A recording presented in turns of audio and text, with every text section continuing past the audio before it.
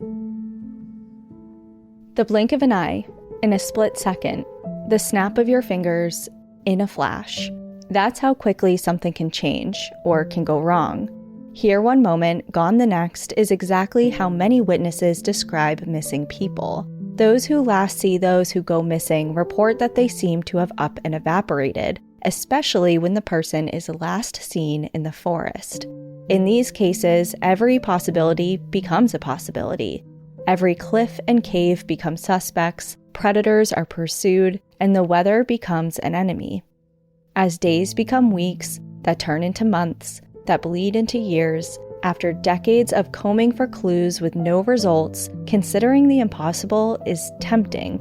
But people don't just vanish, do they? Welcome to National Park After Dark.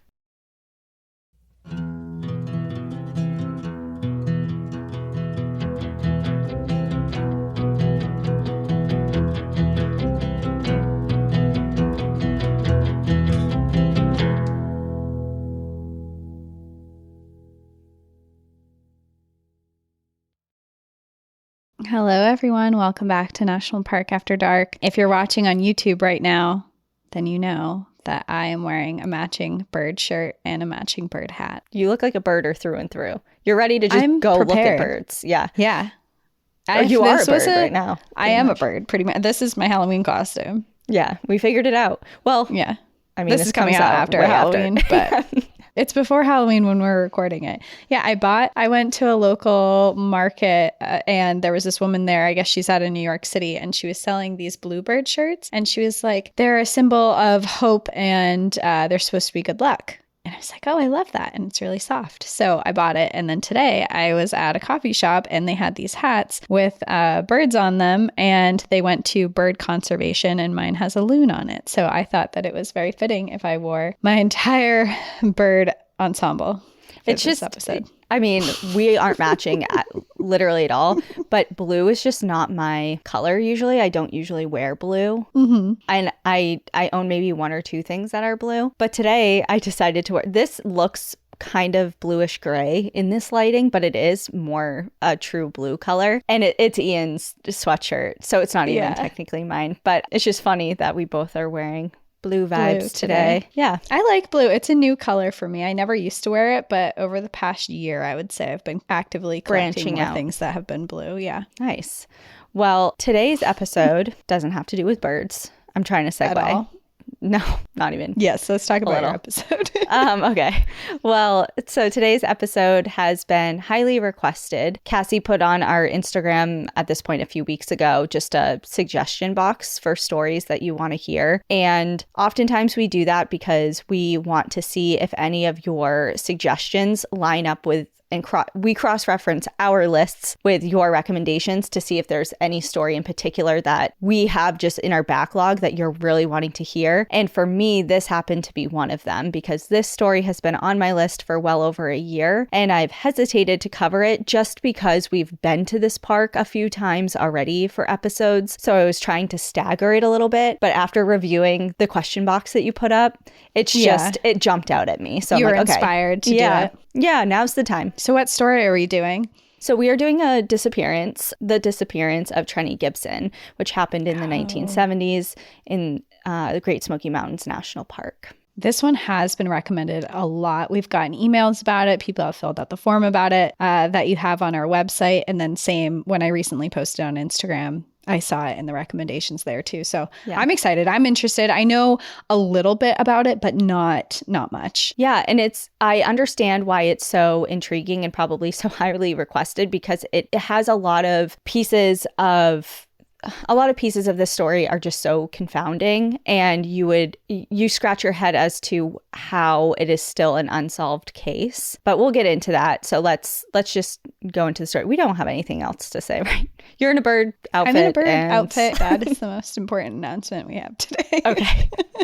Okay. So let's get into the story. Friday, October 8th, 1976 began overcast and drizzly. 16-year-old Teresa Lynn Gibson awoke that morning in her family's home on White Tower Drive in Knoxville, Tennessee. Trenny, as she went by, was preparing for school. It was a particularly exciting day because it was field trip day. Trenny was a junior at Bearden High School and was enrolled in an elective course that focused on ornamental horticulture, and the class was of particular interest to her. Trenny may have only been a junior, but she knew what she wanted for her future. She had dreams of attending the University of Tennessee after high school, where she had plans to study landscape architecture. She was an intelligent, level-headed young woman who enjoyed reading and drawing in her spare time, and she worked part-time after school and during summers at the local mall. Described as friendly yet a homebody, she had some friends, but mostly kept to herself and enjoyed being just at home and with her family. Her family consisted of her parents, Robert Gibson Sr. and Hope Gibson, and her siblings, her older brother, Robert Jr., her younger sister, Tina, and her youngest brother, Miracle. And Robert, Trenny, and Tina were staggered 2 years apart each, and then Miracle was only 6. So I'm guessing they named him Miracle because he may have been a little bit of a miracle baby. Yeah, that's really sweet. I love that too. I hadn't heard that name before. Me neither. I think it's really nice. Yeah, for a kid. I think I've heard Miracle as like maybe one of the dogs we used to see at the... Not comparing to him to a dog, sorry, but he came first. Okay. Hey, I've met dogs named Cassie, so that's true. Yeah, that is true. I don't know. I feel like naming a dog. I would love to. Like, I love naming dogs. You know, human names. Well, I mean, I think it's a little endearing, but I love the name Kevin for a dog. Okay. Kevin the Chihuahua. Amazing. So when you get a Chihuahua and name him Kevin, I won't be surprised. Yeah. The Gibson family was described as fairly strict Southern Baptist. And while her parents did have some restrictions, for example, smoking was frowned upon. Church was an absolute requirement. There was some like you have to do your chores, things like that. I don't think there was anything that I listened to or read that was overtly oppressive and strict. When I think of like a very strict religious household, the Gibson family household just didn't come across that way to me. Yeah. Like she was allowed to have friends. She was allowed to go out. Right. It wasn't like strict, you do schoolwork, you come home, kind of like very regimented.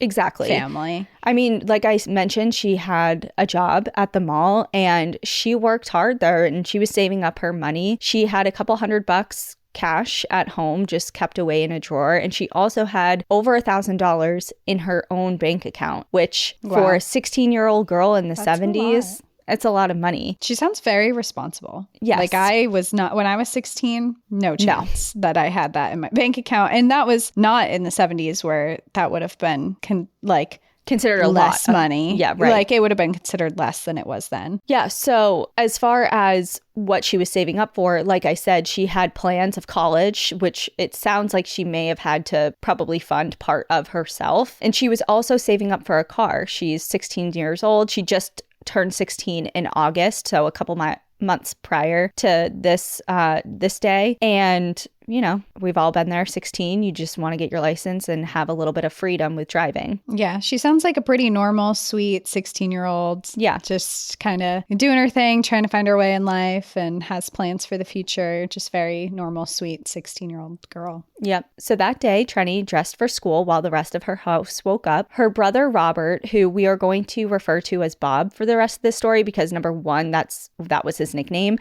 But number two, there's also 3 Roberts in this story. So there's Robert, her dad. There's Robert, her brother, who we're going to go refer to as Bob. And then there's going to be a 3rd Robert introduced as like popular name in the friend. 70s. Yes. So Bob was home that week, actually for the first time since that July. He was home from the Navy. So in July, he went off for training. And this was his first time back at home since he initially left. And Trenny was really, really excited about that because she and her brother Bob were extremely close, about as close as you can get to a sibling. They had a really close-knit relationship. So he was there. Tina, her younger sister, was also there getting ready for school. And her mom, Hope, was just tending to Miracle, getting him started for the day. And The only person who was missing out of the family was Robert Sr., her dad. He was out on business. He traveled a lot for work, and it wasn't abnormal for him to be gone, 1-2 weeks at a time, just on different business trips around the country. And this day, he was actually scheduled to return home from a trip from New Orleans. Without the availability of her husband for an extra helping hand babysitting and taking care of Miracle, Hope actually had to bail out on a last-minute obligation she had made to Bearden High School. Mr. Wayne Dunlap, Trenny's horticulture teacher, had sent out a request in hopes of finding a chaperone to assist him that day with this field trip. Hope had volunteered for that position, but unable to find any care for Miracle,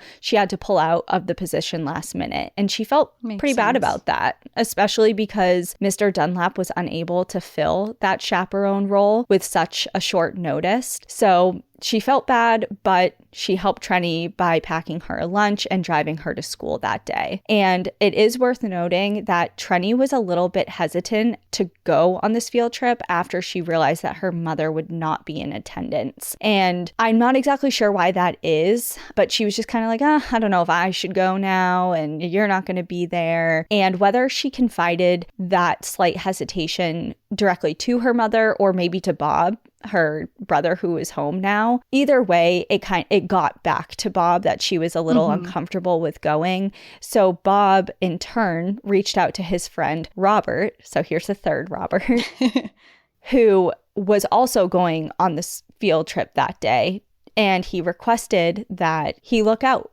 for Trenny. So Bob and Robert had been friends for years, and even though Bob had already graduated and went off to the Navy, Robert was still in the high school. So they were just a couple years apart. That makes sense. Yep. And so he basically said, hey, Robert, can you just watch after Trenny, make sure she's having a good time and she's okay? As a big brother does. Yeah, as one does. And Robert was familiar with Trenny. I mean, he had known the family and Bob for many years. He was one of Bob's best friends. He agreed to that without an issue at all. Hope and Trenny pulled up to Bearden High School, and Trenny parted ways with her mom. She grabbed her packed lunch and left behind most of her personal belongings, like her purse, her school books, her papers, and her jacket, but she made sure to pocket her hair comb. Her mom had bought each of her daughters one of these combs as a gift, and Trenny took a lot of pride in hers, and she often kept it just in her jean pocket, and she would take it out and would brush her long brown hair with it throughout the day. I feel like that's such a 70s thing too. Yeah, definitely. A nice brush in your pocket and like your big hair, like your big wonderful hair, just like brushing it in class. And I don't know if it was like a status symbol or what, but I think it was something that she was proud of. It was one of the nicer brands of combs, so gotcha. She had it with her pretty much all the time. Trenny met up with Robert as they joined up with the rest of the field trip group as murmurs of excitement pulsed through the crowd. It wasn't just a single class attending this particular school trip. There were actually about 40 students across several of Mr. Dunlap's classes heading off school grounds that day, and they had no idea where they were going. Mr. Dunlap was a new teacher to the school that year. Described as down-to-earth with a passion for hiking in the outdoors, he had decided to keep their destination a secret until everyone had boarded the bus. His motivations for this were unclear. Maybe it was meant to be a fun surprise, or maybe he just didn't want anyone knowing where their destination was at school for whatever reason. That's so weird to me. It's very strange. Yeah, to have a surprise field trip where you're taking a bunch of children, that's very odd to me. Yes, and that decision is definitely scrutinized and dissected a little bit later on, so we will circle back to that. Okay. But regardless, the students had no idea where they were going until the bus was pulling out of Bearden High School, and that's when they were told they were headed to Great Smoky Mountains National Park. Very cool, but if I didn't know that, I wouldn't bring hiking boots. How do you know how to pack if you have no idea where you're going? Well, that's the thing. I think especially back to this time frame where especially young women dress a lot differently. I'm thinking of like the 70s skirts, maybe some heels, just things that dresses. You have like the bell-bottom jean kind of things. Right. Exactly. Not it's like good for hiking wear. Right. Unless like he told them to pack like a couple things for outdoor. Well, remember, she left her jacket in her mother's car. Oh, yeah. So she had no idea. Yeah, they didn't have any idea, which That's is crazy to me. Again, we are going to get into this later when we kind of discuss like what happened and go down the rabbit hole with theories and things like that. But the mom knew where she was going. Oh, she did. Okay. I thought the parents didn't know either. Well, okay. So I guess I should backtrack on that because I'm not exactly sure if he told Hope, who had volunteered. I just imagine him being like, hey. Unless it was a surprise to her too.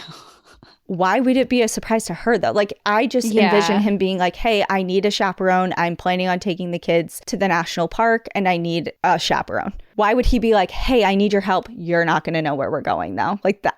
Why would he? Yeah, that would be weird. You would think. But then she might tell her, I don't know. I guess also it's hard because if she's not someone who hikes or has been to the national park before, then she might not have known what to expect. To bring a jacket for colder weather. You're at higher elevation in that park. Things can be a little bit different than when you're lower. It's just, and what time of year is this again? This is October 8th. Okay, so you're in the fall too, and things are There's getting a lot of cooler. question marks. So I shouldn't say with any certainty that Hope knew they were going to the national park. It's just the feeling I get with if a teacher is going to ask for the assistance of an adult to serve as a chaperone. I just imagine he would inform that adult where they were going. What they were doing and where they were going, yeah. But I could be completely wrong. So we'll just leave it at that for now. So yes, they were headed to the park, but specifically they were to hike to Andrews Bald. And their mission essentially was, because this is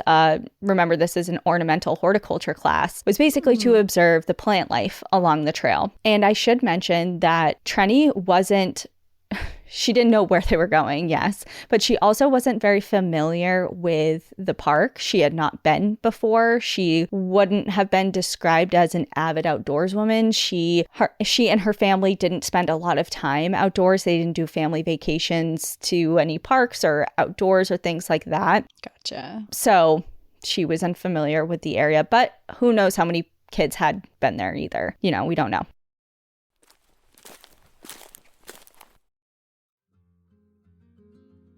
If you want to learn more about your metabolism, you need Lumen. Lumen is the world's first handheld metabolic coach. It's a device that measures your metabolism through your breath. And on the app, it lets you know if you're burning fat or carbs and gives you tailored guidance to improve your nutrition, workout, sleep, and even stress management. Lumen is easy to use. All you have to do is breathe into your Lumen first thing in the morning, and you'll know what's going on with your metabolism, whether you're burning mostly fats or carbs. Then, Lumen gives you a personalized nutrition plan for the day based on your measurements. You can also breathe into it before and after workouts and meals, so you know exactly what's going on with your body in real time. And Lumen will give you tips to keep you on top of your health game. I've always known metabolism was important, but didn't realize how much it really affects you. Metabolism is your body's engine. It's how your body turns the food you eat into fuel that's going to keep you going. Optimal metabolic health helps you maintain a healthy weight. It improves your energy levels, helps you sleep better, and contributes to the results you get from your workouts. I've loved using Lumen because not only does it let you know what your metabolism is doing, but it also gives you recommendations to improve your metabolic health, including meal recommendations. So if you want to stay on track with your health this holiday season, go to lumen.me/NPAD to get 15% off your Lumen. That is lumen.me/NPAD for 15% off your purchase. Lumen makes a great gift too. Thank you, Lumen, for sponsoring this episode.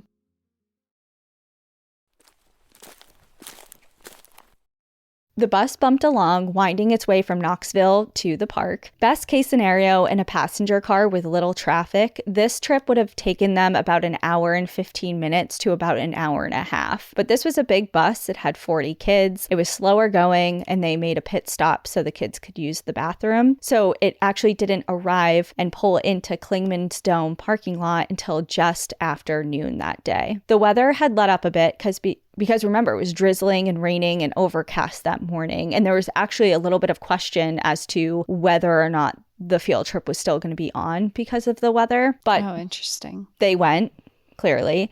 And the weather had eased up a little bit. It wasn't raining anymore, but it was still a little bit gray and overcast. Mr. Dunlap took the time to discuss the plan and the rules to the kids. They were to hike up to Andrews Bald and return to the bus by 3:30 p.m. The students were to observe the flora and fauna along the way, but they were instructed to not take anything or touch anything and stick to the main trail only, not step off trail or take any side trails or game trails. Essentially, he was going over the route and different, leave no trace principles. Sorry, how many people are there? There's 40 kids. He is the only chaperone with 40 children. Yes. That is another, I know we're going to get into it because that is such a huge oversight. I remember, just for an example, when I was in outdoor education, I never had more than 16. And I had chaperones. Per group, and I had chaperones because there was always a parent that would be part of it. So yeah, and I know he tried a lot. He tried hard. He tried with Hope, and then when she bailed, he called a bunch of different people. He even called his old roommate. For 40 people, I know, is not enough. That's what I was gonna say. Even if he found a replacement for Hope, that's still 20 kids per one adult. And yes, they aren't small children, they're high schoolers, but no, that's high schoolers even worse, can honestly. I know that's even worse. Yeah. Because high schoolers are they're more apt to try other things. I know when I was a teenager, I would be way more apt to hop onto a trail I wasn't supposed to, or explore something I wasn't supposed to, climb a tree. There's just things that I would have done as a high schooler to kind of push the limits that I wouldn't do as a child. Yeah. Children, I think, have their own challenges, but unintentionally. They're just being kids. But with high schooler age, you're doing it with, I don't want to say malicious intent, because I don't believe they're malicious. They're just they want their own freedom. They're like, hey, it's a school field trip. No one's watching Let me explore. Yeah. It's just it's a fun time. You can go off with your friends, and you're I remember going on field trips with my friends, and it was great. You got in your cliques of your people that you were close with, and you just had your day and you paid very little attention to the adults. And just to have 2 of them for 40 kids isn't enough either. Yep. So there's just Mr. Dunlap. There is technically another adult with them, the bus driver, but he had to stay with the bus per regulation. So it was just Mr. Dunlap physically out on the trail with them that day. And there were no set group assignments, and there was no way that he could keep a tally on, each and every one of the 40 students. So what ended up happening is after people used the bathroom, got settled and things like that, by the time they actually set out onto the trail, it was around 12:30, and they just started dispersing into smaller groups according to, their hiking ability, their cadence, their pace, things like that. They just all started staggering up the trail. Sure. And we have done, like I mentioned, several episodes on this park in the past, so I'm not going to go into great detail about it, but they're on this trail in the park. I want people to be at least familiar with the scene here a bit. The Great Smoky Mountains National Park, known as the Place of the Blue Smoke by the Cherokee people, was established in 1934 and today is the most visited park in the nation. Last year, it welcomed over 13 million visitors, and since its opening, over 500 million people have visited this national park. Wow. It's really cool that many people want to see nature, but those numbers are insane. It's staggering, really. Yeah. Back in the 1930s, nearly 80% of what is now the park was decimated by logging, but today the mountains have regrown and it is renowned for its plant and animal life, in particular, its robust black bear population. You can enter the park from either North Carolina or Tennessee, and most visitors embark on hikes throughout the park, which in total reach over 800 miles worth of trail system, which is also really cool. Wow, that is really cool. Mr. Dunlap's class was on a hike to one of the park's most popular trails. The trail to Andrews Bald is about 3.6 miles round trip, and it twists through a high elevation spruce fir forest up to a grassy bald area at the summit, which is renowned for its flowering azaleas in the summer months and its sweeping views year round. It's not an easy trek. It involves kind of a little bit of a strenuous climb during a portion of the trail. But like I said, it's extremely popular, and there's even an overflow parking lot near the trailhead just to accommodate the sheer amount of vehicles that are there, because there's also other side trails involved in this as well. So there's a lot of people coming and going from this area, and it's relatively short. One way is about a mile over, under 2 miles. Okay. So back to Trenny. Remember, I said Robert was looking after her, the family friend, Bob's best friend. So he was a bit on the heavier side and he was slightly out of shape. So he wasn't struggling per se, but as a result, he and Trenny made their way up the trail at a more leisurely pace. They stopped to take a break on a rock while they shared Trenny's packed lunch. They made it to the top of Andrews Bald by 1:50 and spent some time at the summit. But the weather started to take a turn and it started to drizzle again. Noticing that Trenny was cold and without a jacket, Bob shrugged off his orange and brown plaid jacket and gave it to her. Trenny suggested they head back down to the bus and back down the trail, but Bob wasn't interested in leaving quite yet. So he sent her along ahead of him, just saying, you take off now, I'll catch up to you. She made her way down the trail at a steady pace, and she encountered several groups along her way as she would fall into step with them for a couple moments, chat with them, just have some, friendly trail talk, and then speed up on her own and carry forward alone. And most of these people are her classmates at this point. Okay. The other students didn't note that she was in a rush. They wouldn't say that she was running down the trail, but she was definitely moving at a clipped pace. She would just say, hi, what's up, whatever, keep and then moving. Keep it moving.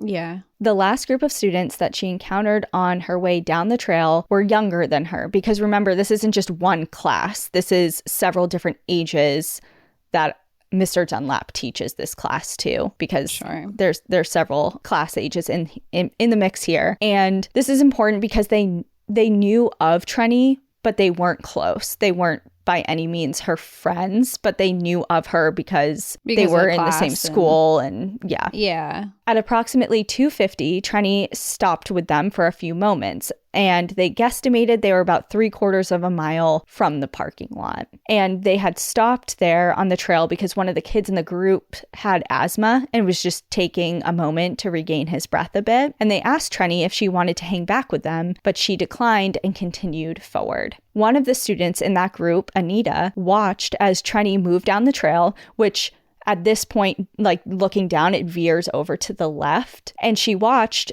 as Trenny stopped kind of as it was turning left, like veering to the left. And she stopped, ducked down a little bit and looked to her right, like at something off the trail. And then she stepped off trail to the right. Oh, she saw this happen? Yeah. So Anita saw this happen, witnessed Trenny do that. Because she was kind of just watching her move forward, move along. Just watching her walk down the trail and... Yep. And she noticed that it looked like something maybe startled her or surprised her coming off from the right-hand side of the trail. And then she stepped off trail in that direction. To go check out whatever that was. Yeah, maybe. So Potentially. And it's important to say that Anita wasn't like watching her like a hawk, knowing that, this is potentially the last time anybody is going to see Trenny. Just like a small observation that she was just observing her. Yep, just watching her in passing. So after the young man in their group started feeling well enough to continue on, Anita paused at the place that she watched Trenny step off the trail, because while she wasn't totally monitoring the situation, she hadn't noticed that Trenny came back on trail either. So she stopped and called out her name. She said her name a couple times. Oh, wow. So she thought like that enough that she might still be there. Yeah. She didn't see her reappear, so she just shouted out her name a couple times, and she took a look around. She glanced to the right of the trail and wondered, maybe I'm wrong. Maybe this isn't the place that she stepped off trail, because looking at it, she observed that the vegetation was really thick. There was no clear path over there. She was just looking and said, I don't know if this is it. There's no reason for her. Like, it's a weird spot.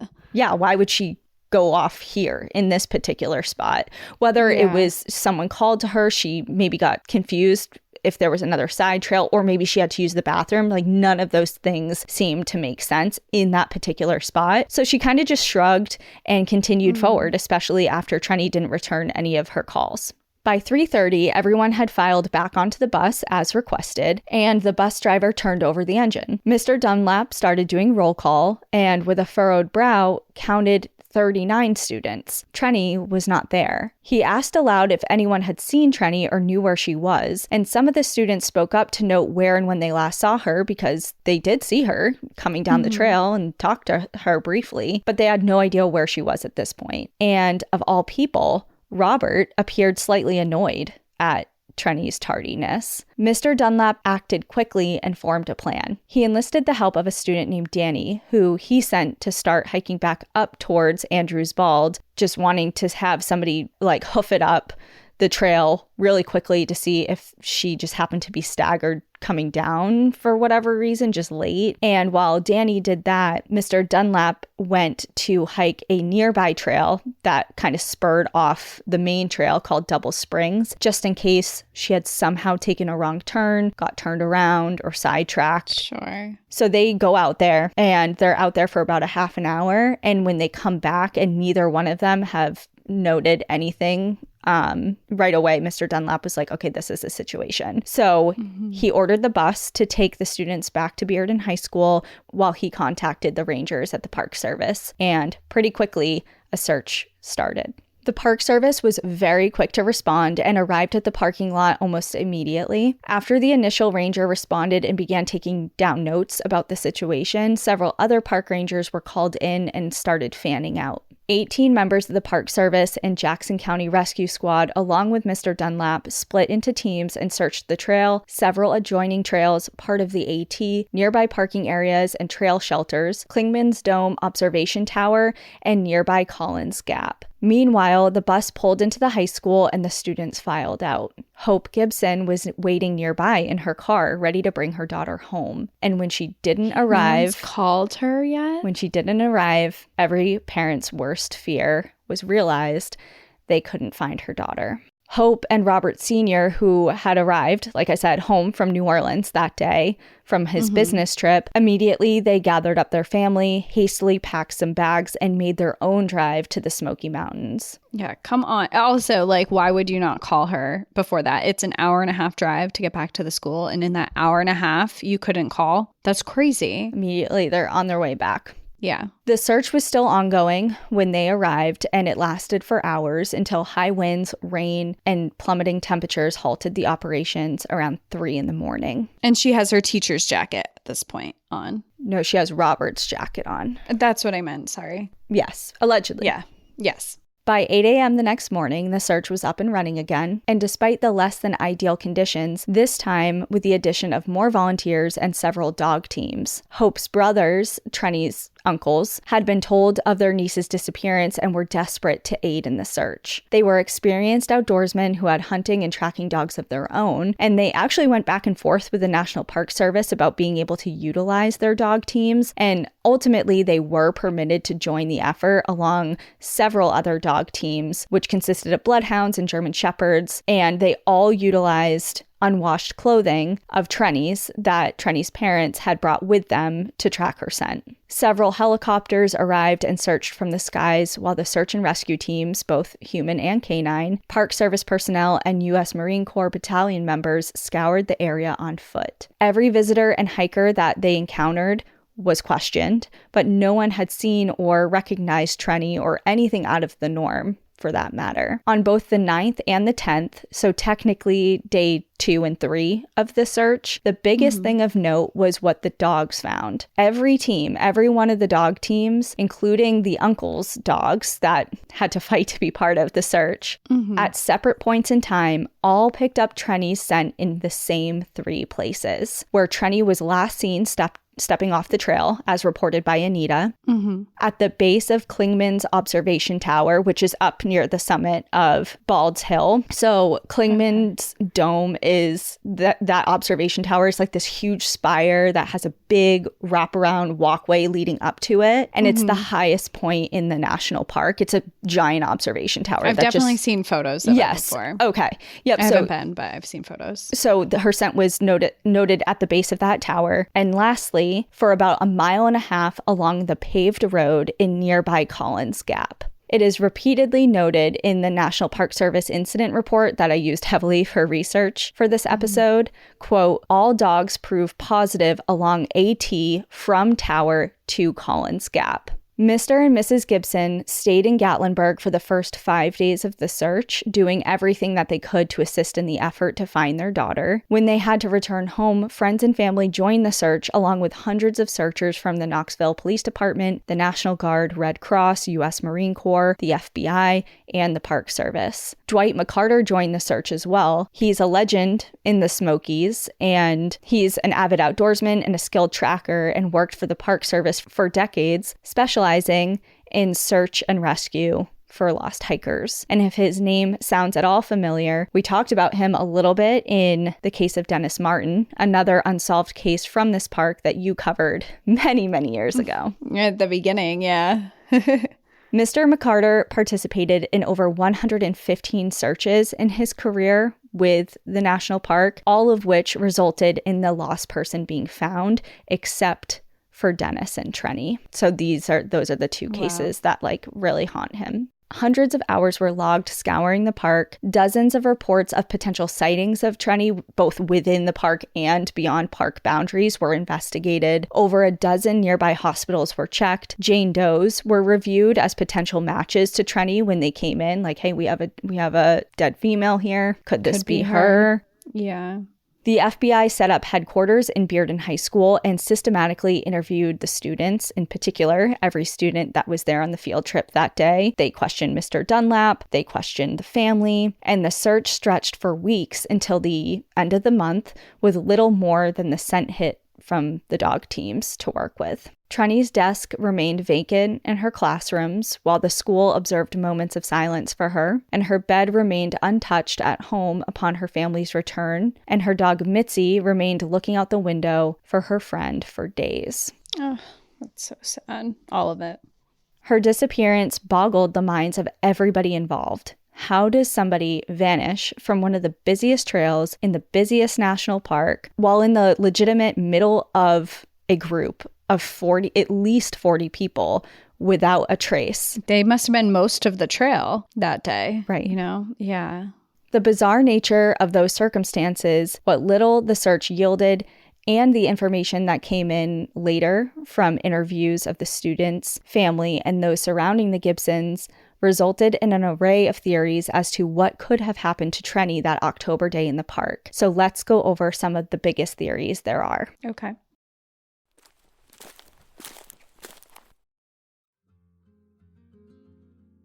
When you spend time with family members over the holidays, the conversations start flowing, and chances are you're going to be hearing a lot of stories. From family members you might see a lot and know those stories, or from loved ones you don't see often and have some things to tell you that maybe you've never heard before. I love hearing my loved ones' stories, and sometimes I wish I could just write them all down so I can read them later and never forget them. But that's always seemed unrealistic. That's until I discovered Storyworth. Storyworth makes writing a book of memories fun and easy. Here's how it works. Each week, Storyworth emails your loved one a thought-provoking question that you get to help pick. Things like, what's the bravest thing you've ever done? What's the farthest you've ever traveled? Or how did you used to get to school every day? Storyworth makes the writing process a breeze. All your loved one needs to do is respond to that email with a story. Long or short, it doesn't matter. You'll be emailed a copy of your loved one's response as they're submitted over the course of a year. After that year of fun, Storyworth compiles your loved one's stories and photos into a beautiful keepsake hardcover book that you'll be able to share and revisit for generations to come. This book is so special, and I just imagine that years from now, when some of my loved ones might not be around anymore, I'll be able to look back and read from their own words and hear the stories I always loved from them again. Help your family members share and capture their stories this holiday season with Storyworth. Go to storyworth.com/NPAD today and save $10 on your first purchase. That's STORYWORTH.com/NPAD to save $10 off your first purchase. Storyworth.com/NPAD.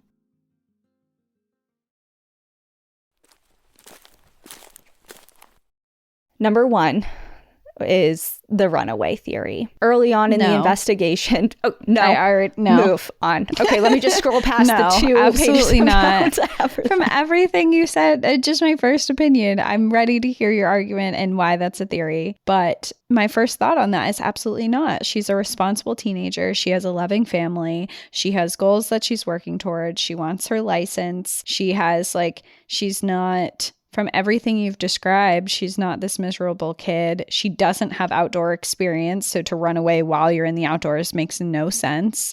She's not prepared. Home. She's not prepared. She no doesn't money know with her. anyone. No money. She doesn't know anyone there.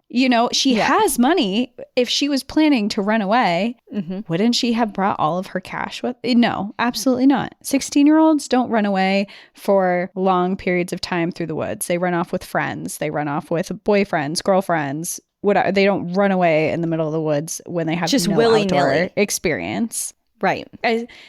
Unless it's a dire situation where someone's trying to escape some type of abusive situation, which it doesn't sound like would be her case. No. I hesitate to even read what I want to hear what you have. Well, I want to hear what you have, that. But I disagree. No, legitimately, it's essentially those things. But the reason we're covering it is because early on in the investigation, this was it. This was what people pointed to. She's a runaway. It's the 70s. That's what people do. That's what young kids do. They run away from home. So I won't say for a long time, but for a while, a lot of people pointed to this as reasoning and as just that's what happened. And students in particular pointed to this as a likely possibility because remember, the FBI is interviewing the crap out of every student. Yeah, but kids are not give kids credit because I think that they don't get enough credit a lot of times. But also kids are very they start rumors, they say things and it sounds like from what you've said about her too is that she doesn't really have a lot of friends at school. She has Correct. A couple of people, but not many people who actually know her. So that also, if children are saying she ran away, it feels like more of a dramatized theory that's not as scary as some of the other options that could have happened. Keep the students in mind because I think they had something to do with it. But no, you don't really. But they're children. But okay, just now hear me out. Tell me everything. Okay. I don't know. Maybe you'll disagree. We'll see.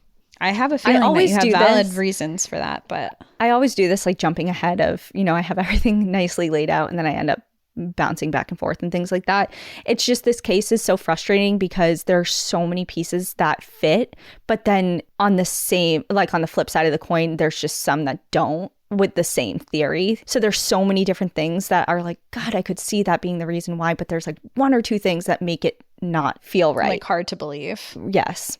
Okay, back to the runaway thing. Students in particular pointed to this as a likely possibility. Some of the kids were really quick to highlight the strict, quote unquote, strict Gibson household. Perhaps Trenny had taken the opportunity to leave it behind and start somewhere new. And I wanted to look into, because, in my mind, just based on movies and TV shows, and just when you think of the 60s and 70s, you think of the runaway, and yeah, maybe it is common. And I wanted just some hard facts on it a little bit more than just what I've seen in movies and what my personal perception is of it. So I did a bit of research, and I don't want to include all the numbers in here, but yes, it was prevalent in the 60s, but it started shifting in the 70s as to why the numbers, but also why kids were running away. In a 1982 New York Times article written about runaways and homeless youth, makes the argument that during the 1970s, kids were either running towards something, a better life, adventure, exciting opportunities, or away from something,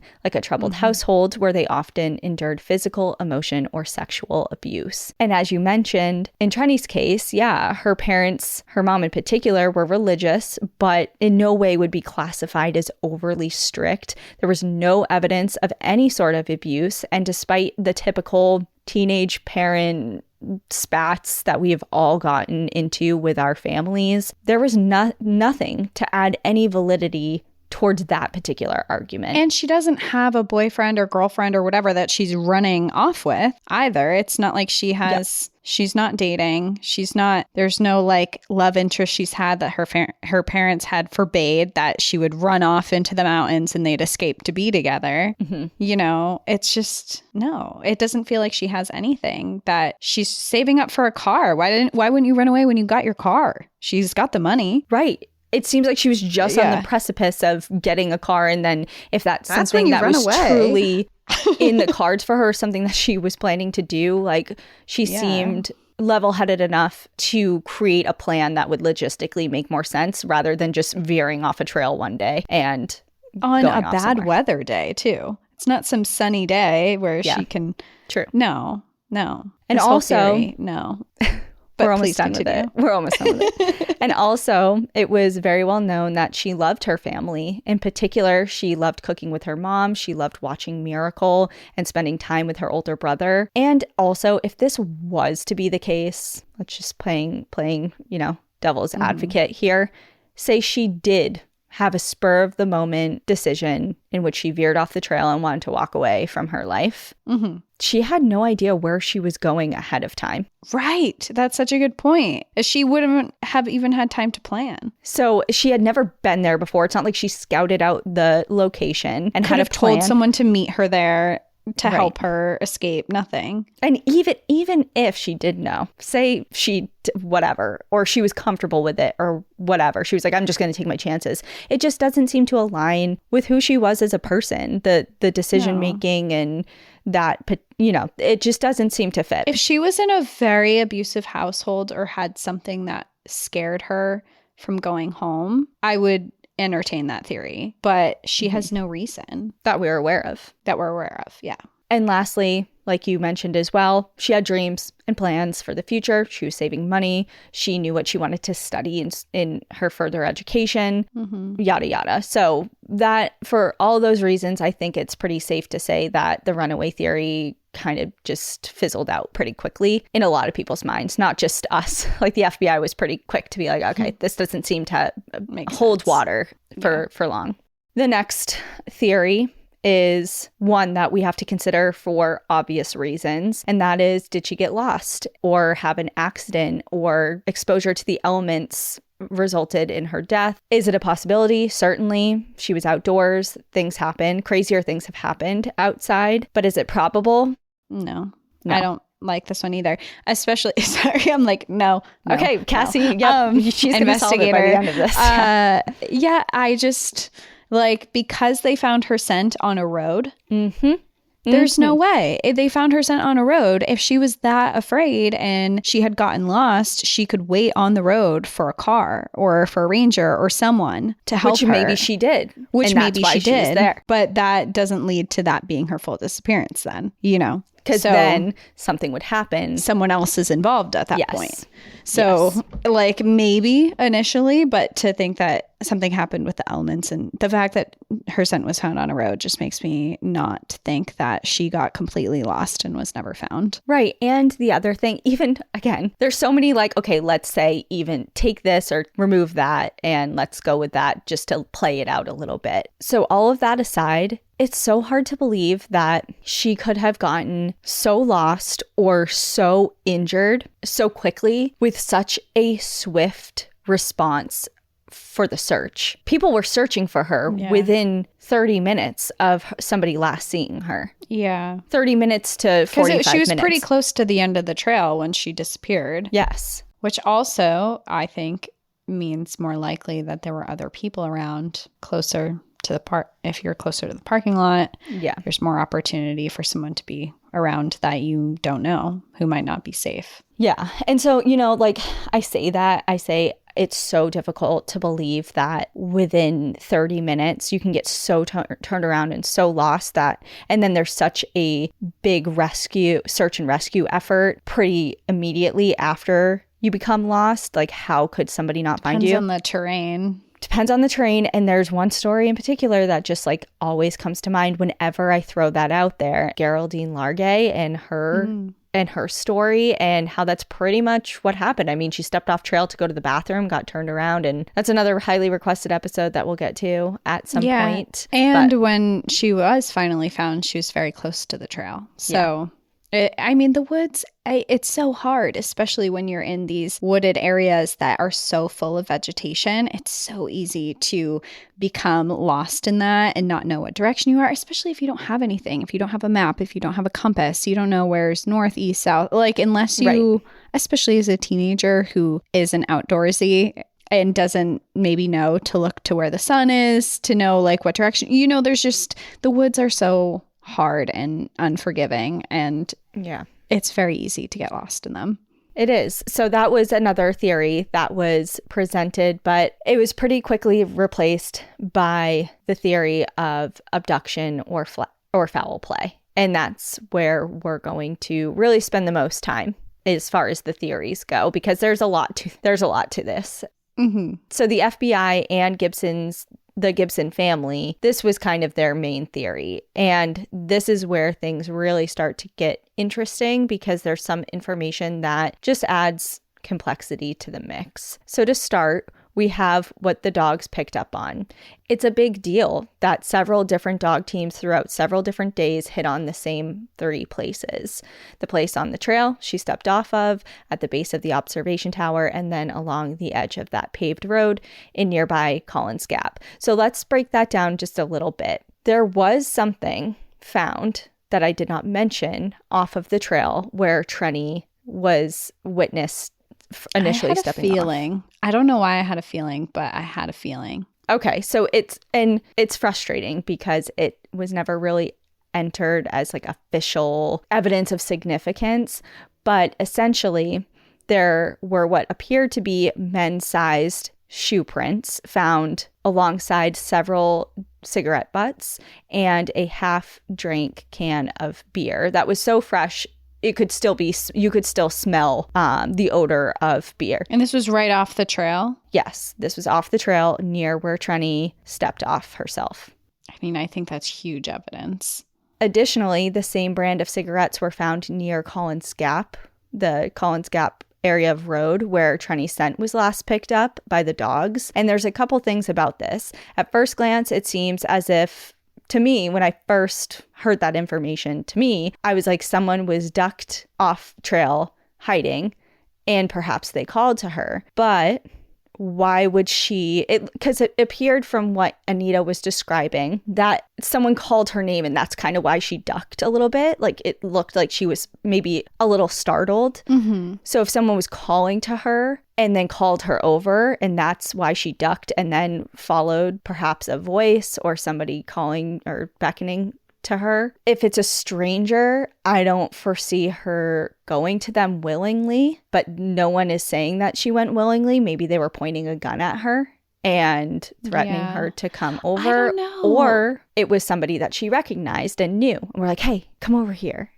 Yeah. And it's like somebody we're smoking, we're drinking, come over, do you want to smoke? Because Trenny, even though she was forbidden to smoke at home, she had been known to sneak a puff here and there. So maybe somebody was off trail and offered her a cigarette or something. Yeah. And there's a couple things that I think of with this. One, if she was known to smoke a cigarette and it was like, if it was a younger man who maybe she was like, oh, who's this kind of thing, that she felt more comfortable.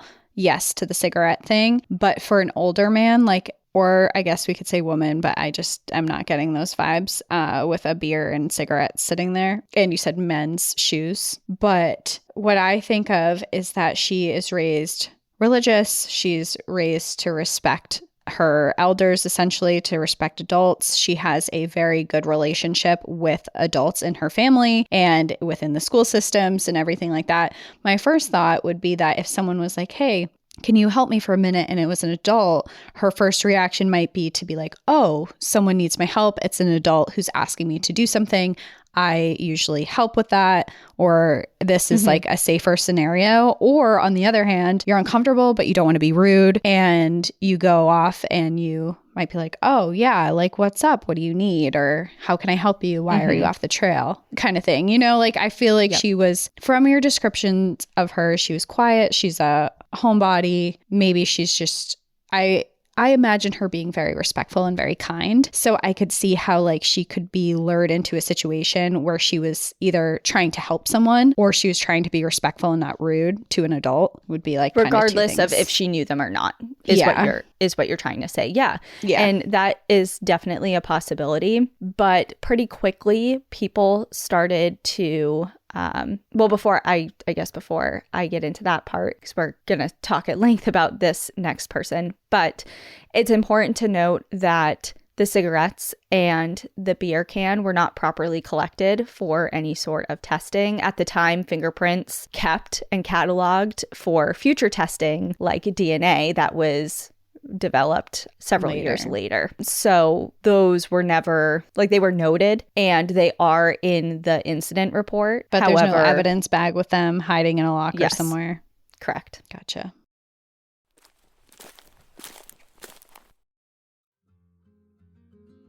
This year, I am so thankful for the adventures I've been able to have in the outdoors with a lot of you on our group trips, with my loved ones, my friends, and I'm also thankful for Lumi Whole Body Deodorant. Why? Because I've been on some intense sweat-inducing adventures this year, and Lumi deodorant is like no other. It was created by an OBGYN who discovered BO isn't just an underarm thing, it's an all-over thing. So she developed a pH-optimized deodorant that's clinically proven to block odor everywhere, not just your pits, but your privates, feet, and beyond. The best part, no matter where you use it, Lumi is clinically proven to block odor all day and control odor for up to 72 hours. Unlike certain traditional deodorants that try to mask odor with a fragrance, Lumi is formulated and powered by mandelic acid to stop odor before it starts, more like a pre-odorant. Plus, they have sweat control, the same outrageously effective whole body deodorant you love with the bonus of sweat control. I've spent some time camping this year with little access to showers and running water, and Lumi was a lifesaver. I can't tell you how many times I use their deodorant wipes to stay fresh and not smell bad through those days. Lumi deodorant is baking soda free, paraben free, and pH balanced for safe use below the belt. Lumi's starter pack is perfect for new customers. It comes with a solid stick deodorant, cream tube deodorant, 2 free products of your choice, like mini body wash and the deodorant wipes, and free shipping. As a special offer for listeners, new customers get 15% off all Lumi products with our exclusive code. And if you combine the 15% off with the already discounted starter pack, that equals over 40% off their starter pack. Use code NPAD for 15% off your first purchase at lumideodorant.com. That's code NPAD at LUMEDEODORANT.com. Please support our show and tell them we sent you. So back to this mystery person, if there was a person, because it's also may have been just a coincidence that there was cigarettes and a beer can off the side of a trail. That's not unheard of. We don't believe in those. A lot of things add up in this case that it seems like the coincidence is just too the out fact there. That the cigarettes were also found where her scent was found somewhere else is what links me to, what makes me believe that it's not a coincidence. Right. Not impossible, but it just feels very unlikely. Especially, I mean, it is the 70s. Smoking was bigger then, but you're in a national park throwing litter on the ground. It doesn't feel like a coincidence to me. Okay. Well, but usually things don't, so. Right.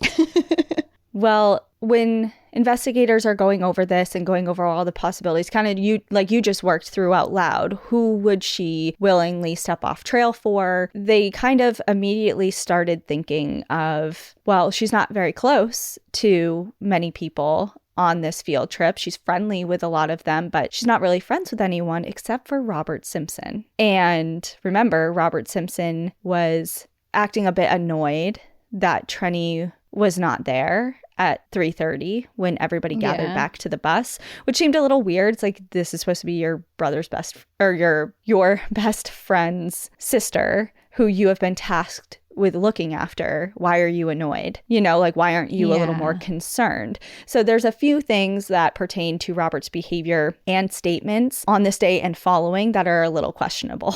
So first and most obvious, he was tasked with staying with Trenny. So why did he bail on the way back down? What was his reasoning? Because remember, he's like, oh, I just want to hang out here a little longer. You go ahead and I'll catch up with you. According to him, He was tracking a bear. Alone? Yes. That's weird. I mean, my first thought is not that that wouldn't be possible, but I would think if you had evidence of a bear and you were with a friend, you'd be like, oh my God, there's a bear. Like, let's go try and find it. Not, I'm trying to find a bear, get away from me. Right. You know? I just find it extremely far-fetched. There's no other way to put it. Yeah. It's also a heavily trafficked trail, so the fact of a bear being around isn't impossible, of course.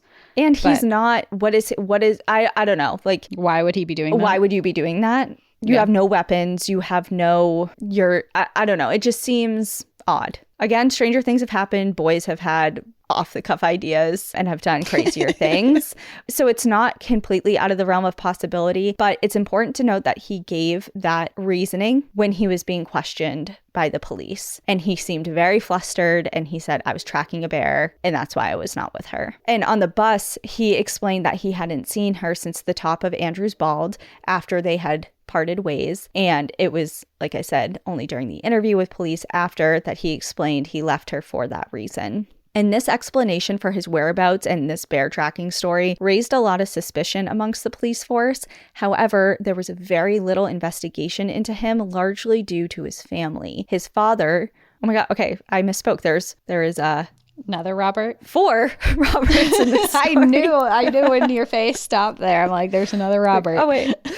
Yeah. His father, Robert Simpson Sr., was a very prominent Knoxville lawyer and served as the deputy district attorney at the time. When the police brought his son in about his, asking a bunch of questions about Trenny and how he played into that and where he was and all of that, and his dad caught wind of them questioning his son, he counseled his son to not answer anything further, basically told the police, you have nothing on him, you can't keep him, I'm taking him and I'm bringing him home, and that was that. And that is... Honestly, to be fair, if I was a parent, I would do the exact same thing. I would be like, why are you questioning my underage child alone in a situation that we have no idea what happened to this person? And I would be very, very frustrated. Especially being part of the legal system and knowing how some people can be kind of... I mean, we've all seen the confession tapes on Netflix and how people can be pressured and I would be just as he has more experience than I would have, but in like knowing what to say and do. But I would be very upset if I had a child and they came in to question, even if it was like an innocent thing. I would be like, no, like I can sit here and be here when you question what happened that day. I wouldn't, if it was alone, I would be very scared of what was happening. But it does appear that there was just no further questioning, whether he was present or not, or, he obtained legal counsel or not. It was just... He just like took that was kind of there. Yeah. That was just it. Next, continuing on with Robert. When the Gibson family was away in Gatlinburg, remember they were there the first 5 days of the initial search for Trenny? Yes. Robert interjected himself by taking it upon himself to field calls, personal calls, to the Gibson family home. He went into their house and fielded any call that came in, many of which were from the press. He took messages and also threw out his own theories and assumptions about what could have possibly happened to Trenny that day. So, was he close with the Gibson family? Yes, remember, he's Bob's best friend. But his dad fielded these calls. No. Sorry, other Robert. Robert Jr. Robert. Okay, yes. Sorry. I was like, wait, why would his dad field these calls? Okay, no, this is back to Robert. This is back to... teenage Robert is answering the phone calls and talking to the press. Yes, and he was not requested to do this. And actually, when the Gibson family found out that he was doing this, they were pissed and asked him to stop. So... Again, it's like looking at it from a removed point of view. Is this somebody who is just trying to help out a family he cares about and trying to do what he feels needs to be done? Is he trying to throw off suspicion off of him? Is he trying to stir up the media and the press by throwing out a bunch of different possibilities and trying to just like mix the media perception of the case? Like, what is his motivation for this? And it's easy to say, yeah, he's suspicious and he's trying to stir the pot, or he's just a kid trying to help his friends, family. Yeah. But either way, the Gibsons didn't like it and he stopped. To me, that's a little weird to just step in and be this like spokesperson when nobody asked you to, and there's already suspicion on you. Why would you do that? Yeah. But the other thing that's weird is several weeks after Trenny's disappearance, Bob, Trenny's brother. Yes. Was riding in Robert's car. He hopped in the passenger seat. They were going somewhere. And Bob noticed something on the dash of his car. And he grabs it, incredulous, and he just snatches this item and turns to Robert and said, What is this? And how did you get this? It was Trenny's hair comb. And reportedly, Robert basically just shrugged and said, Trenny asked me to hold on to it. And he had actually been using it since, either taking it or being given it, because there was strands of his own hair all intertwined in the fingers of the comb. So this is her prized comb that she holds on to all the time. Yeah.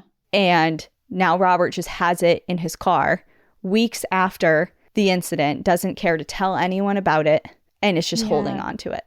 I don't know. I still have questions about him, because I do agree, like, it's weird that he would be carrying around one of her possessions and actively using it. But at the same time, I could also picture them on the trail together. If she has it in her back pocket, I wouldn't hike with a brush in my back pocket. If he had a backpack or bigger, or his jacket, I guess she wore his jacket. But it just, like, it wouldn't be weird to me if he had held on to it for her for the hike and then he had it after, because I am going back to when he would have had time to do anything, because he was in the bus, which I'm assuming you're going to get to, because she was found, like, her scent was found 1.5 miles away. And I just don't know where he would find the time to be 1.5 miles away when he was on the bus with the rest of the kids. Well, the comb thing, as you just played out, could be explained away. It's like, I can see how that would happen, whatever. I think it's weird, especially even if all that did happen. I think it's weird. I just don't know if it's malicious or not. Okay, well, let's talk about one more weird thing that is, like, the biggest red flag to me. Okay. As far as, I just don't understand. Again, I don't understand the scent being 1.5 miles away and Robert still making it to the bus, even though students noticed that he seemed out of breath. But again, that could fit with him being out of shape and just purely hiking. Yeah, for sure. It's not like he was running from 1.5 miles away because he just committed some sort of crime or was trying to cover some accident up or whatever. Yeah. Okay, but this part is like, what in the world? Another explained object, or objects I should say, was Trenny's jewelry, her ring and her necklace. The day of the field trip, she was wearing her prized sapphire and diamond ring and necklace, and according to Robert, they had stopped at the bathrooms at some point before the hike. Remember, everyone got out of the bus, went to the bathroom, and then started hiking. According to Robert, while they were there, Trenny had taken off both her ring and her necklace, turned to a random girl student and asked her to hold them for her while she went to the bathroom, which, to anyone who wears necklaces, like a small dainty necklace like the one I always wear, I can see maybe taking off your rings to wash your hands and putting them on the counter and then putting them back on. But to be like, I need to pee, I'm going to take my necklace off to give to this girl that I'm not even friends with, and my diamond ring, hold on to that for me, and then not come back for and not ask for them back. Yeah. Did this girl corroborate his story that he's talking about? Well, yes and no. So this explanation is just so wild to me, like, for him. Yeah, and that's like such a boy thing to make up. I'm so sorry. But to me, like, that's a... Yeah, I would never take off my necklace to go pee. Like, you know, have you seen those interviews of women interviewing men on the street about, like, basic girl knowledge? Yeah, there's this one right now, and it's called Roe versus Bro. And it's this woman who's going up to men on the street, and she's asking questions like, what is a period? And she's recording their answers, or like, can women pee with a tampon in? And I've seen going up or I've seen like that question before. Yeah, she's going up to, and then at the end she's asking, are you planning to vote? After they answer all of these questions, like, horrifically wrong. She's asking, are you planning to vote? And then she says, then she calls out to women to vote with their uterus. And that's the first thing it reminds me of, is just like the outlandish things that men have said about women. Yeah, like, things that they just don't know.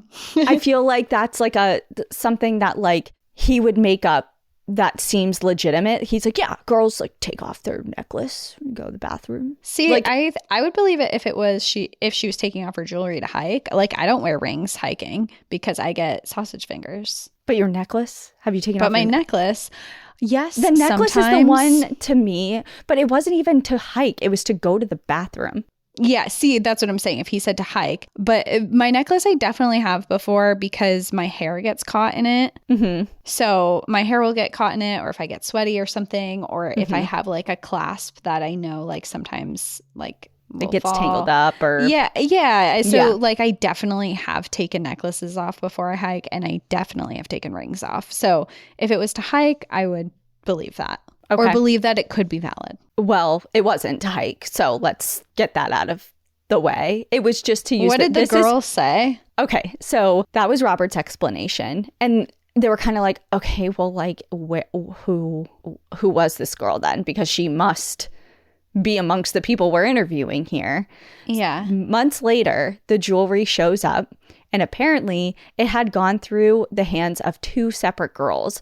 One of them was a high school acquaintance, and the other one was a young woman that did not go to Bearden High School, but went to the Gibsons' family's church. Okay. And the girl, the acquaintance through the church, is the one that ended up having it when it was noted. And that girl's mother was like, hey, if that's Trenny's jewelry, you need to give it back to the family. And they urged her daughter to do it, but for one reason or another, and the details are super murky, she never returned it to the Gibson family, and it is gone in oblivion. No one knows where it is or who has it. But those girls gave the reasoning that Robert gave it to them. Were they both at this place, or Robert gave them to him in separate times? The high school acquaintance. Mm-hmm. And then somehow it made it to this other girl. And the details are just super murky, and they're really reluctant to say. If he gave it as like a gift to a girlfriend, that would be the like creepy thing to me. And that's the thing. That's the first thing I thought of. But the details are just so... Because remember, a lot of the information that's coming out doesn't come out right away with the FBI interviews.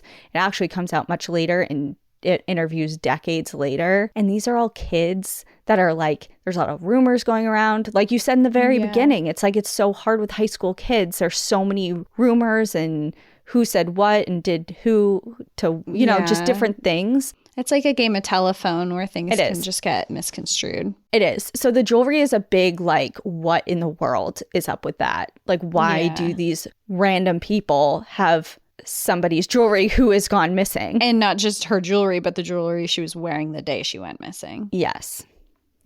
And now Robert has the comb that she had. It was the only possession she had with her. And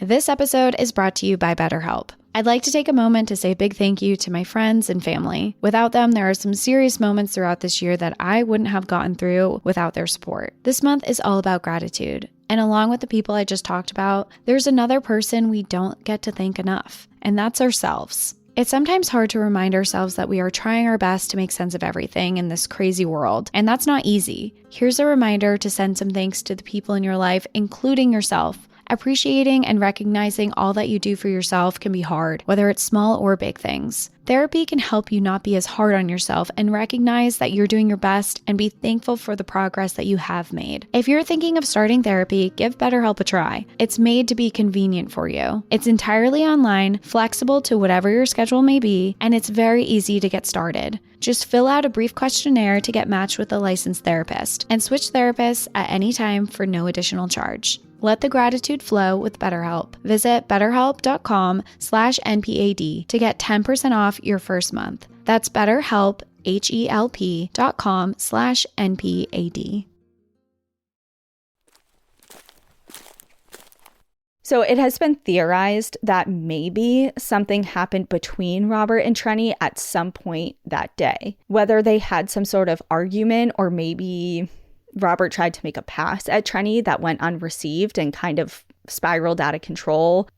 Those have been potentials that have been thrown out there by people over the years. From what we know to be true from the scent dogs, it appeared as if she was taken from that spot that she had stepped off trail near where the Forney Ridge Trail, which is actually the trail that is used to access Andrews Bald. So that's the trail that the high schoolers went out on that day. Mm-hmm. So where the Forney Ridge Trail intersects with the AT, because remember she was noted on that section of the AT and then on the road, and then was maybe taken out of the park because her scent disappears. Or somehow she made it to the AT by accident, went up to Klingman's Dome because her scent was there too, and wandered down to the road where she was abducted or met with some type of foul play. And it's hard to conceive that Robert Simpson could have done all of that in the time between leaving her at the summit and meeting with everybody else at the bus without being noticed, let alone the time that it would take. Yeah, especially the last time someone saw her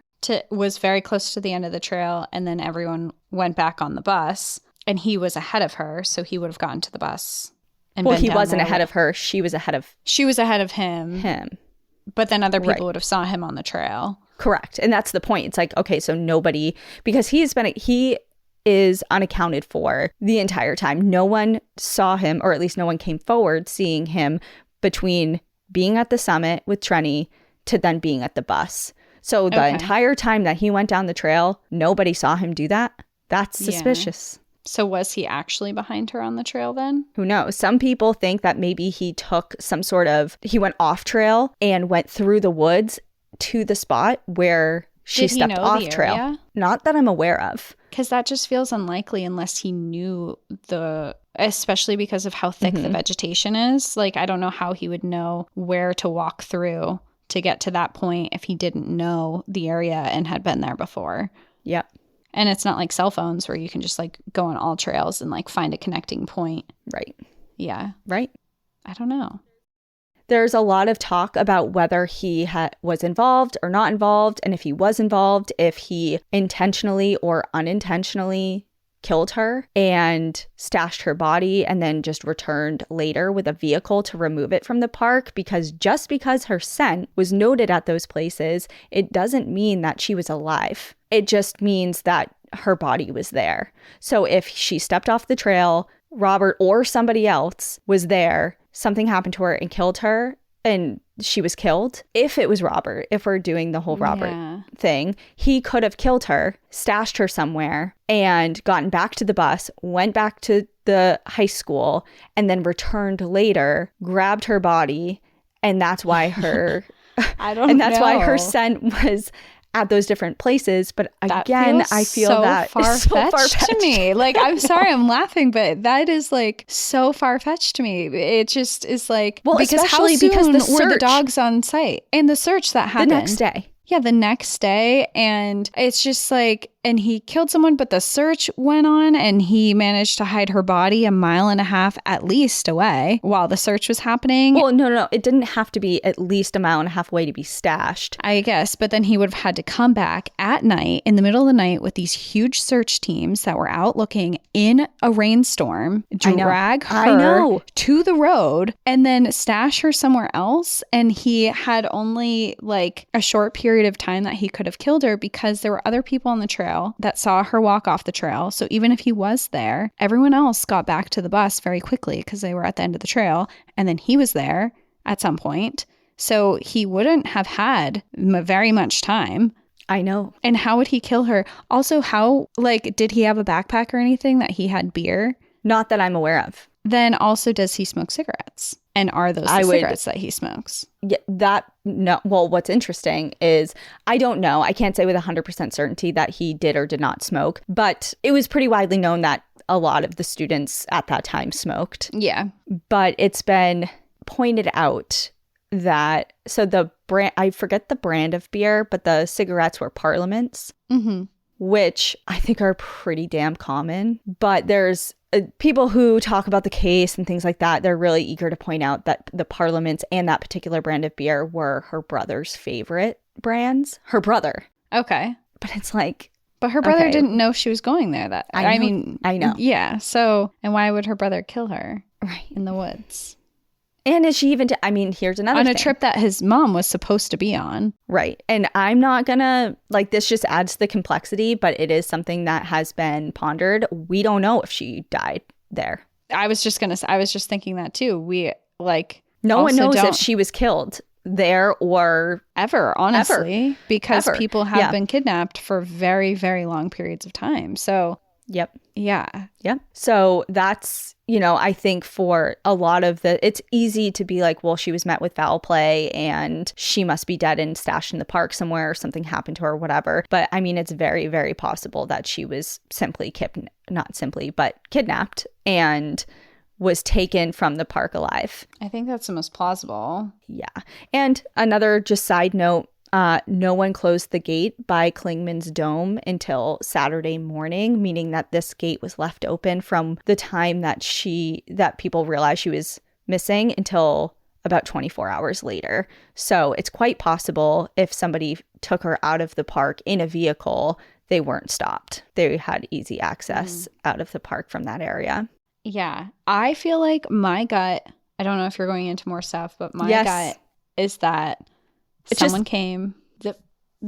Okay. Zip. Tell me your thoughts. Let me just get through this. I am so here for your theories. Okay. But no, go ahead. You're right. You're right. I have so many opinions. Please tell me the facts that you have actually researched. Okay, great. There is another person of interest that has an interesting background with the Gibsons. Kelvin Bowman was another student at Bearden who was friends with Bob.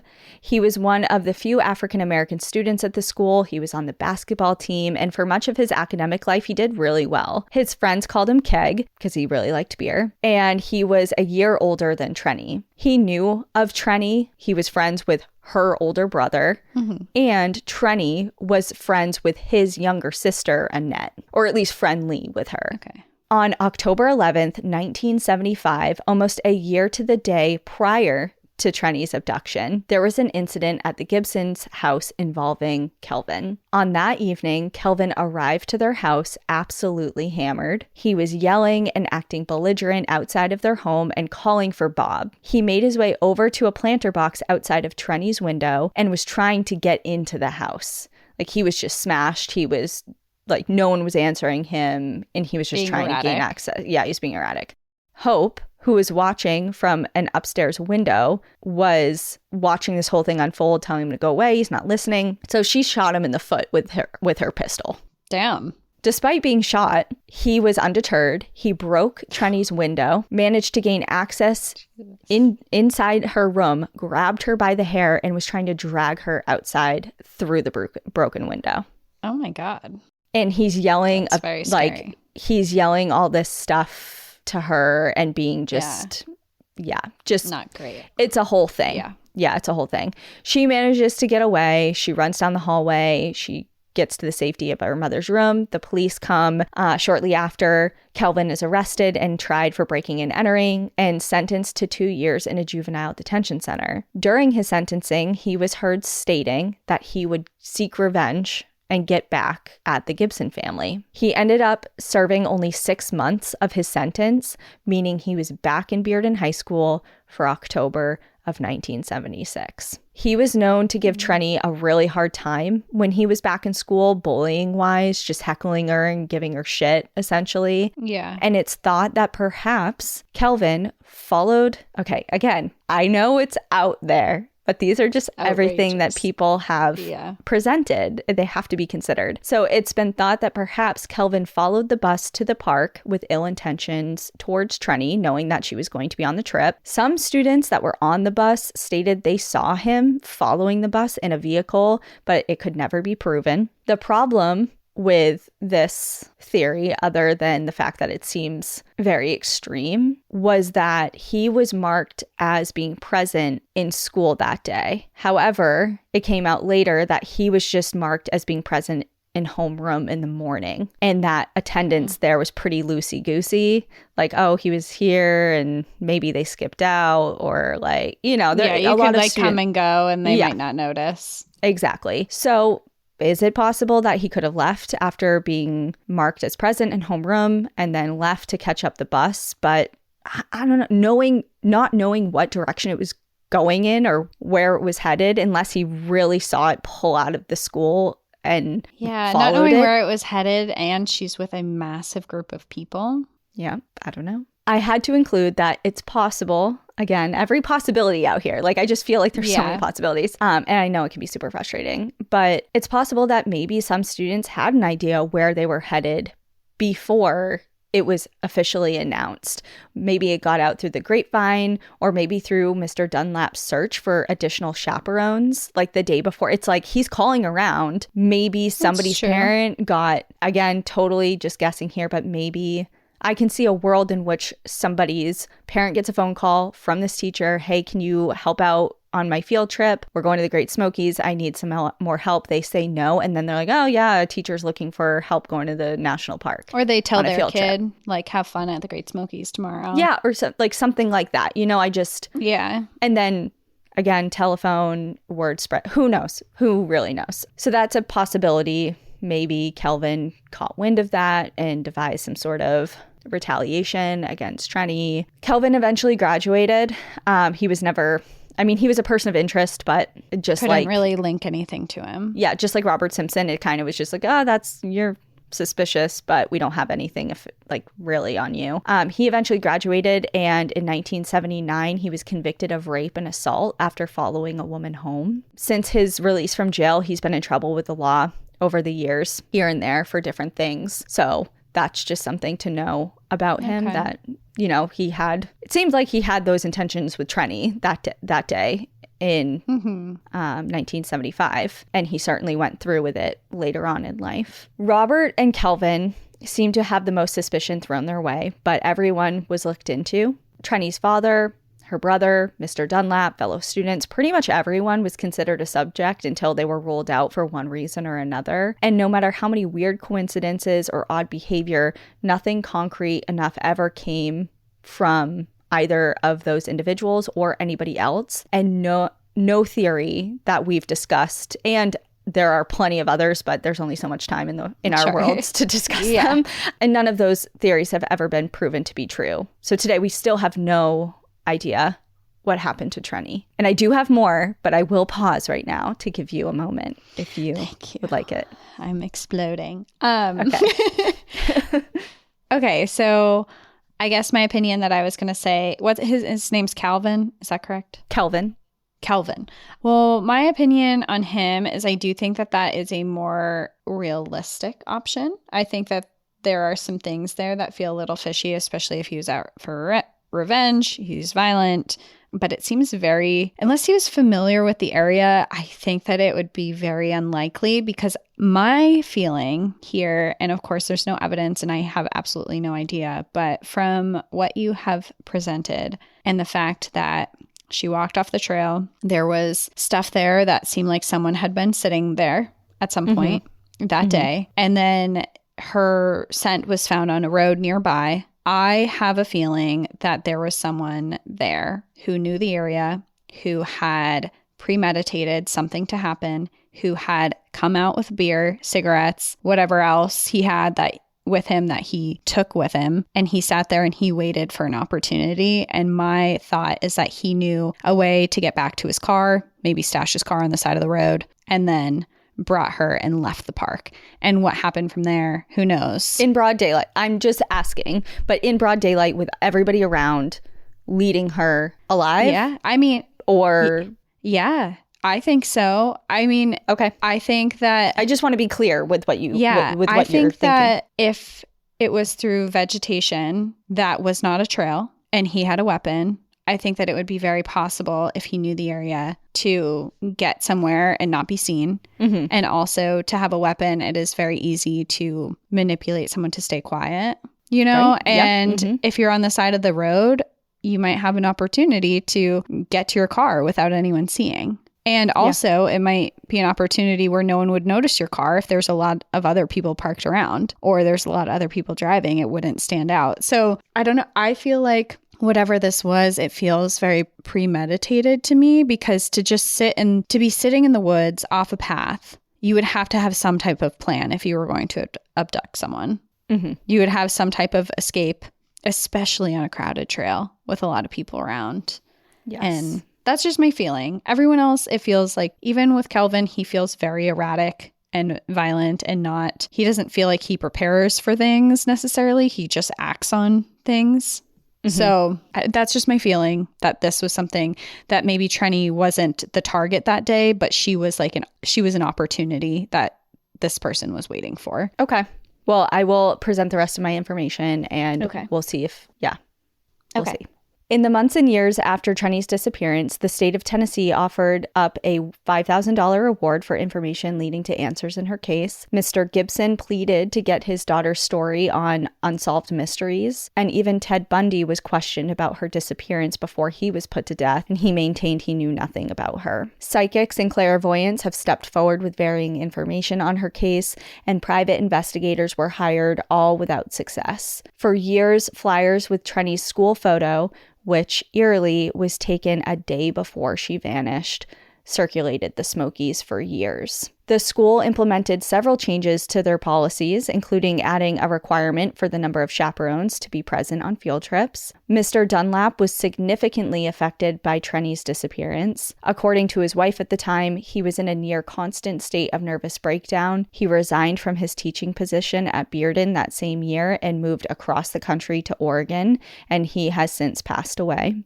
The entire family was devastated by Trenny's disappearance. Hope and Robert moved their children out of their home and away from the painful memories that it held in, Trenny's empty bedroom. And despite efforts to keep their family together, they divorced several years later.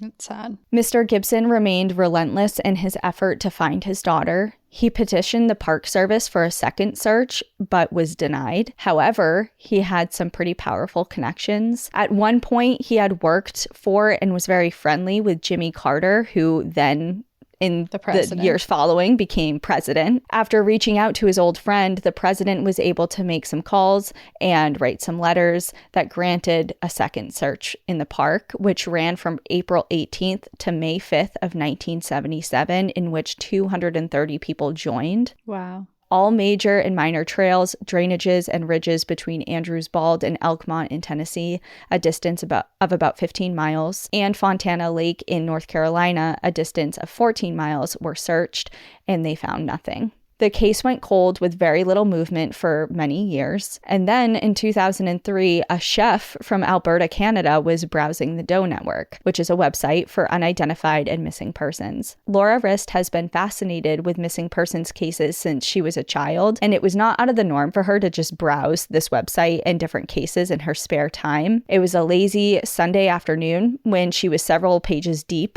in the Doe Network, and Trenny's case popped up. Laura described the first time she saw Trenny as almost startling. She had such a strange experience. She felt like she had a physical reaction to seeing Trenny's photo, like she couldn't breathe. There was a pressure on her chest, and she quite literally almost collapsed out of her chair. After reading the blurb of information on the site, she pulled an atlas off of the shelf and flipped it open to the Great Smoky Mountains, because she had never been there, heard of it. She had no idea where it was. And she has mentioned over the years, I have looked into missing persons cases for decades. I'm always really intrigued by them. But Trenny, since the moment I saw Trenny, everything changed for me. And I've just been so strangely drawn to her case in particular. And she wasn't lying, because she's dedicated over 20 years and thousands of hours into Trenny's case. Wow. In particular. She has interviewed everyone that she can get in touch with, from classmates to family members, law enforcement, park rangers. She has an entire room dedicated to Trenny's case. She has maps of the park and trail system from the 1970s that are just plastered on her wall. She has the incident report, note cards, case filings, just everything filling this room just has everything to do with Trenny's disappearance. And she runs a blog dedicated to Trenny's case, any updates that it may have. And she contacts the local law enforcement regularly, inquiring about their efforts in solving her case,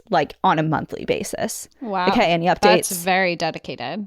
Yep. Especially because she doesn't know her. She doesn't know her. She has no personal connection to her or anything, or nothing. Yeah. Through her numerous interviews and from the hundreds of emails and anonymous tips that she has received over the years, Laura says that she has heard every theory there is under the sun. Everything from sex trafficking, being abducted by a stranger, and aliens, stepping into another dimension, Robert and Kelvin working together to get back at Bob for something because they both knew Bob. Like Bob is like the kind of like the common denominator between Robert and Kelvin. Yeah. So she's heard that.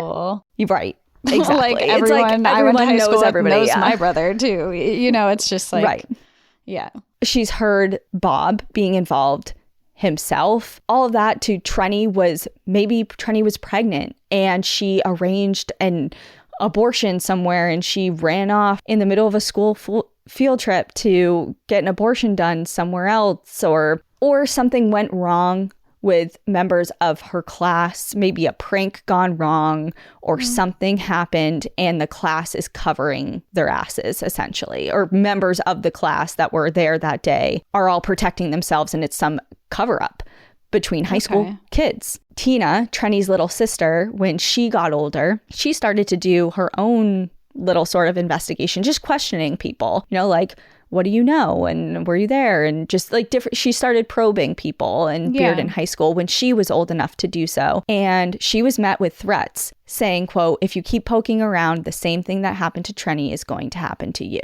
So people were telling the sister that. Wow, that's horrible. Yep. And according to Laura, she has sources who claim that this is a little confusing, but she has a couple sources that claim that they had contact with Bearden High School students later on once they were in college. So they weren't Bearden High School students, but they went to college with students from Bearden High. Gotcha. Who say that they were told from those Bearden High School students that Trenny was long dead before the search began and is somewhere in the park to this day. There were also rumors throughout the high school that Robert was later on seen wearing the jacket that supposedly Trenny still had, that orange and brown plaid jacket. People are like, what do you mean he gave it to her? And she has it because I've seen him with it since that day. Interesting. And then some people say that they know that her body was driven to a separate location in the back of a Jeep and dumped somewhere, either in the park or right outside of it. Like, these are just all things that have come through different interviews or anonymous tips or email, just like, or I heard this or I heard that. It's just so convoluted. And you have to consider everything because one of these things could be the key. Sometimes that, you know, also, the saying like where there's smoke, there's fire. Like maybe not everything you're hearing is true, but maybe there's something in there that is, and there's something worth looking into. With Laura, so there's actually, we're almost done, I promise. But this episode is so long. But there is there's so many series that have to do with Trenny's disappearance for obvious reasons. I mean, I'm not even going into great detail, believe it or not. I tried to keep it condensed for everybody, but there are entire podcast seasons that are dedicated to this story. And there is one podcast in particular that I listened to. They had a 6 or 7 part series on this case. It's called Missing, like not The Missing, but Missing Podcast. Yeah. And like they've covered Maura Murray and like they've done a lot of stuff, but they had Laura Rist on and her interview was so long they divided it into so many different episodes. So according to Laura, just hearing her speak for so many hours and have her, she's like, I mean, she's an encyclopedia with this case. I mean, she's dedicated over 20 years of her life and she knows this case like the back of her hand. And a lot of what she was saying, I was looking through the incident report at the same time she was talking. I'm like, it seems like it's crazy how much she knows. Yeah. But it seemed to me that she feels like, yes, it could have been an abduction for sure, but she thinks something is very weird with this high school class or this group, I should say, because it's of mixed ages. But she just feels like there is something there that people know more than they're letting off. Does she have an idea for motivation behind it? No. And that's like the big missing piece. It's like, but why?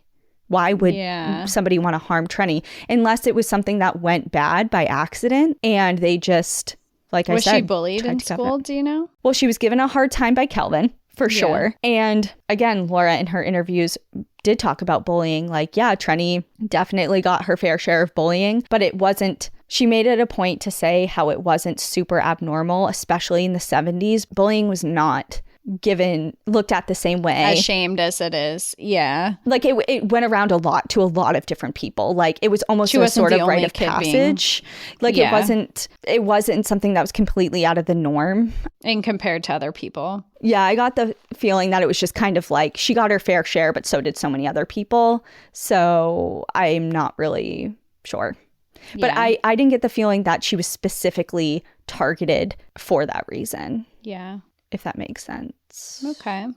But anyway, Laura has given various interviews throughout the years, and despite having no law enforcement background, has done all she can as an amateur sleuth to keep Trenny's story at the forefront, as she believes it may have gone cold, but it remains solvable. She is adamant that it's going to take someone with some piece of information that they've been holding back or some type of deathbed confession to make strides forward in this case. Because again, she believes there are people, or at least one person, that knows some key information here that they've been holding back for one reason or another. She's not entirely sure why. Yeah. At the conclusion of the final search for Trenny, Great Smoky Mountains Park Superintendent Boyd Evison released a statement stating in part, quote, "Searchers have again gone to great lengths in extremely rugged mountain areas to find any clues to Trenny's disappearance.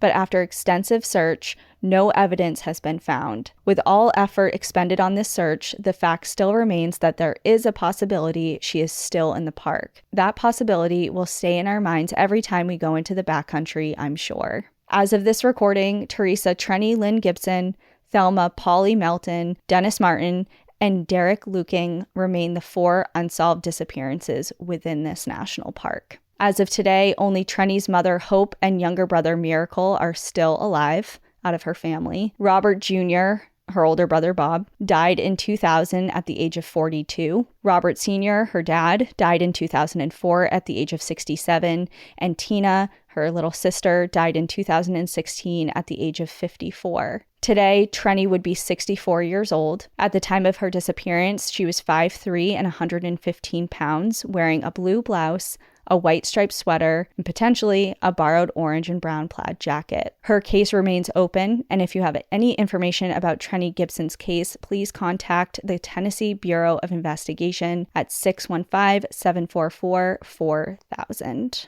Wow. Oh my God, what? I need to take a deep cleansing breath. Yeah. No, that was a lot of information, and definitely I feel like there's so much more information, like you said, needs to be known. I think it is very weird that the class has a lot of like malicious things that are behind it with people that potentially they know, where they're like, I knew there was a Jeep involved. Don't go searching. This is dangerous territory. Like, well, it just seems weird. Like, aside from them saying initially, oh yeah, she ran away. Yeah, she must have run away. Then they go to like all these rumors are swirling instead of just being like, yeah, she must have been taken by a stranger. Like maybe some people did say that, but then you know how kids are and how high school works. And even if somebody is just that, I don't know, just the flaw with that I see, again, everything is like maybe, but also no. And the also no for this, for me, is that is a lot of people to keep their mouth shut for 40 something years. Yeah. I agree. Aside from those little trickles of like warning, like don't go poking around, or yeah, I know like something may have happened. Like for anybody out of that group, like the possibility of every single person keeping their mouth shut for that so heavy long of information to know for so long just seems wild. I agree.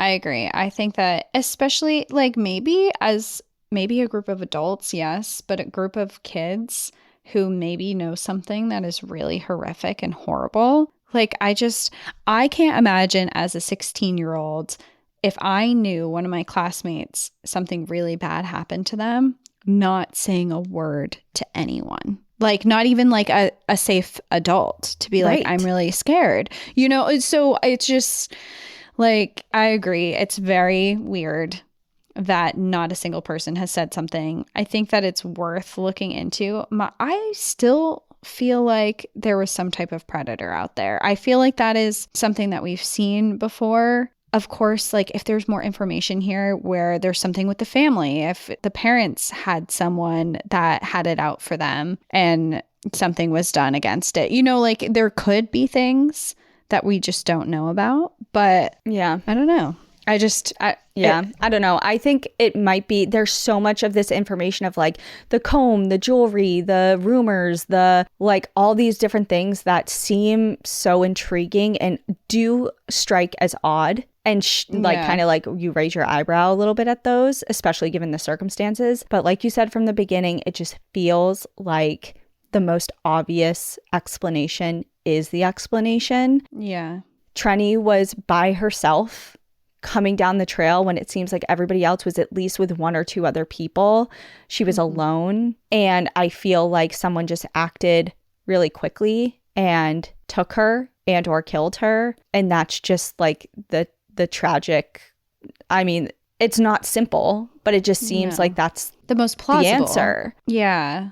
But again, it's complicated for a reason. Clearly. Yeah. And there's a lot to consider. But that is the official stance of the FBI and the Gibson family. They think that she was taken by somebody. And I think for the Gibson family to think that, they're part of that town. They're part of that community. So if something is going around with all these rumors, they're going to hear them too. Even if people are trying to hide them away, like stuff like that in a small town. As someone from a small town, things get filtered back to you. So I feel like if they believe that she was taken, then the validity of anything that the town was saying didn't really resonate with them. So I don't know. Yeah. I agree. It's a very weird case. There's a lot of opinions. I hope that sometime in her surviving family's lifetime that they do get an answer and they're able to find her, and whether that is alive for some reason and we haven't been able to find her for all these years, or if it's just to put an end to this and get some closure. I hope that they find that. Yep, me as well. So thank you everyone for tuning in and listening to Trenny's case and for suggesting it. Hope I did it the justice that it deserves, and you got what you were thinking you were going to get with us presenting this story. And we will see you next week. Enjoy the view. But watch your back. Bye, everyone. Bye.